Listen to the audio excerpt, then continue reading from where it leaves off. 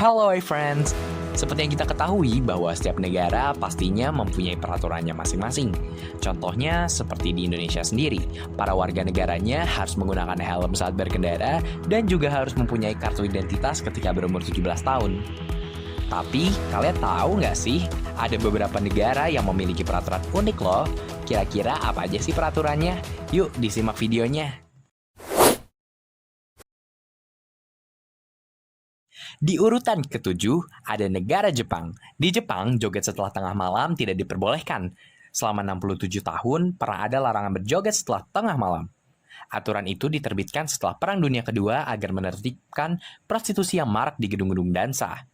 Menari oleh warga umum pun dilarang jika gedungnya tidak memiliki izin untuk itu. Bahkan, seandainya ada izin, segala kegiatan harus dihentikan sebelum tengah malam.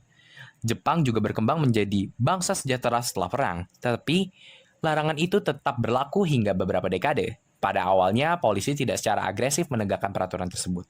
Namun, setelah bermunculan skandal narkoba dan perkelahian di klub-klub malam, penggerebekan semakin sering dilakukan. Baru pada tahun 2015, aturan itu akhirnya dicabut.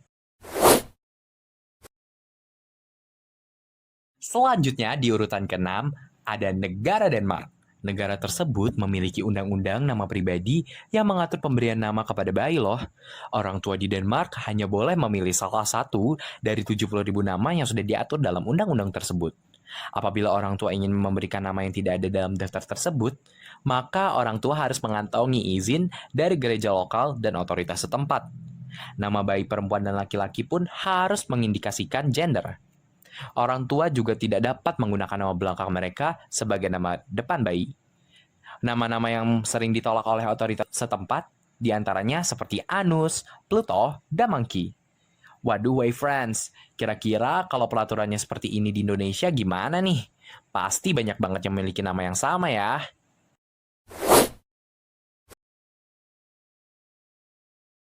Di urutan kelima ialah negara Yunani dengan peraturan melarang perempuan menggunakan heels.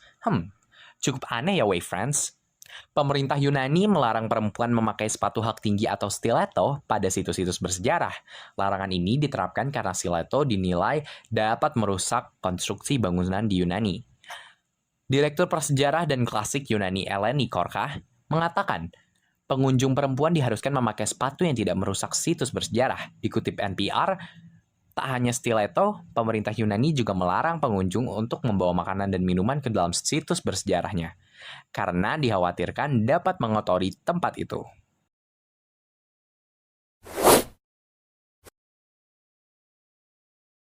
Lalu, negara Milan menempati urutan keempat dengan larangan mengurutkan alis.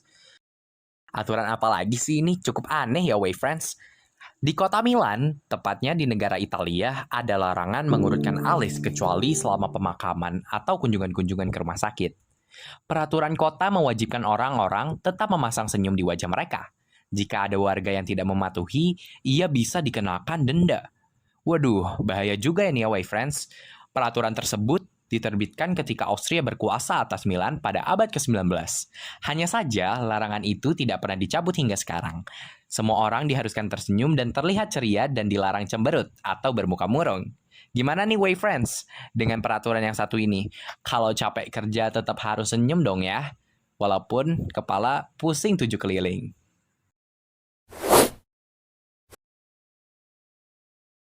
Selanjutnya, di urutan ketiga, ada negara Korea Utara yang mengharuskan penduduk setempat menyelamatkan foto pemimpin Korea Utara saat terjadi kebakaran nih.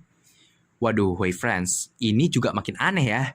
Seperti yang diketahui bahwa Korea Utara mewajibkan setiap rumah untuk memasang foto pemimpin negaranya. Setiap rumah diharuskan memajang lukisan pemimpin pendahulu, yakni Kim Il-sung dan Kim Jong-il, yang merupakan kakek dan ayah dari Kim Jong-un. Namun, jika terjadi kebakaran di rumah, penduduk setempat wajib menyelamatkan foto-foto itu terlebih dahulu. Bahkan kabarnya, juga harus diprioritaskan di atas anggota keluarga sendiri. Awal tahun ini ada laporan seorang ibu di penjara karena lebih menyelamatkan anak-anaknya ketimbang potret sang pemimpin. Waduh, friends, gimana nih pendapat kalian tentang hal ini? Kira-kira kalau di Indonesia, apakah masih banyak orang yang mau melaksanakan peraturan ini?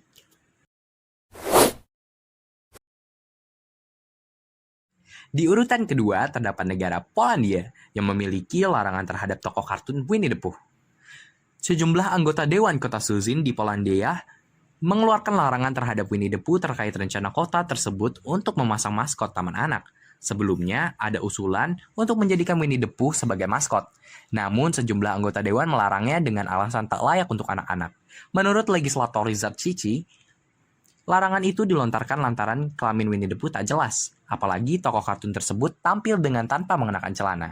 Sementara, anggota dewan lainnya, Hannah Jasmika, mengkritik penulis sekaligus pencipta tokoh Winnie the Pooh, Alan Alexander Milne. Menurut dia, sang kreator tak pernah berpikir karyanya itu bakal mengganggu. Ia mengatakan bahwa tokoh tersebut terlihat seperti seolah-olah kelaminnya dipotong.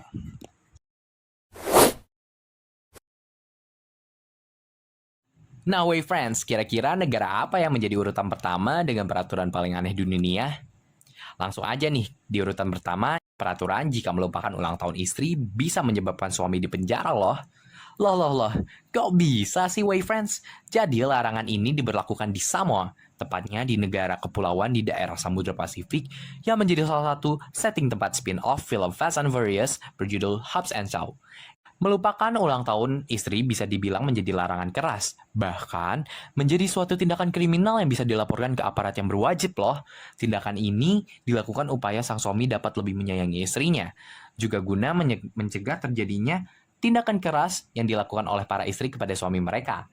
Sehingga dengan merasa dikasihi atau disayangi, diharapkan aksi kekerasan dalam rumah tangga menjadi berkurang seminimal mungkin.